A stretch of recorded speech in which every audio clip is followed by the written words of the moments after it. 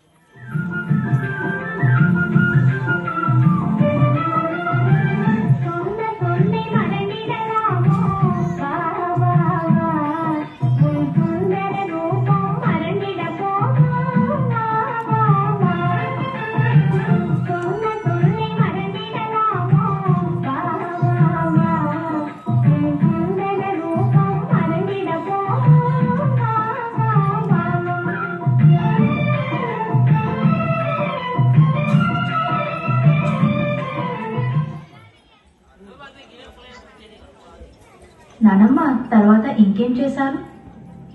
1947లో తన మొదటి సినిమా గొల్లబామ తరువాత 27 సినిమాలని నిర్మాతగా తన సొంత బ్యానర్ అంజలి బ్యానర్స్ లో నిర్మించారు. భక్త తుకారాం, అనార్కలి తను నటించి నిర్మించినది. 1963లో తెలుగు తొలి పౌరాణిక కలర్ సినిమా లవకుశలో సీతమ్మ వారి పాత్ర తనకి తెలుగింటి సీతగా గుర్తింపునిచ్చింది. భారత ప్రభుత్వం ప్రత్యేక అవార్డుని పొందింది. తను దాదాపు 500 సినిమాలు హీరోయిన్ నుండి వివిధ తరహా పాత్రల్లో వెండి తెర నుండి బుల్లితెర వరకు నటించారు. ఎన్నో అవార్డులు, బిరుదులను సాధించారు.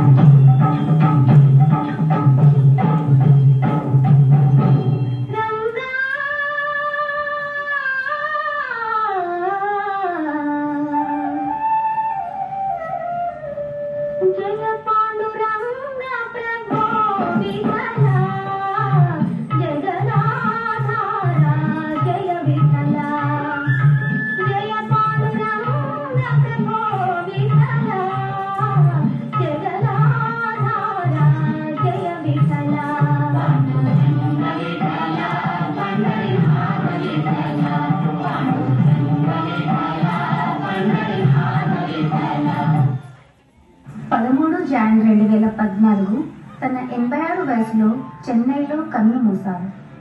తన ఆర్గన్స్ ని హాస్పిటల్ కి డొనేట్ చేశారు.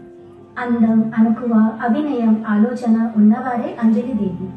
తను ఎవర్ గ్రీన్, లెజెండరీ, వర్సిటైల్ నటిగా, నిర్మాతగా మనల్ని పేరెత్తలేదు. పెళ్లి జీవితాన్ని ఆపేసిందని అందరూ అనుకుంటారు. కానీ పెళ్లి చేసుకుని పిల్లల్ని చూసుకుంటూ కూడా మనం ఎన్నో సాధించగలమని నిరూపించిన వారే మన అంజలి దేవి. నానమ్మ ఇంత గ్రేట్ యాక్ట్రెస్ జర్నీ చూసాక నాకు అర్థమైంది మన కళలకి ఏవి అడ్డు రావాలి.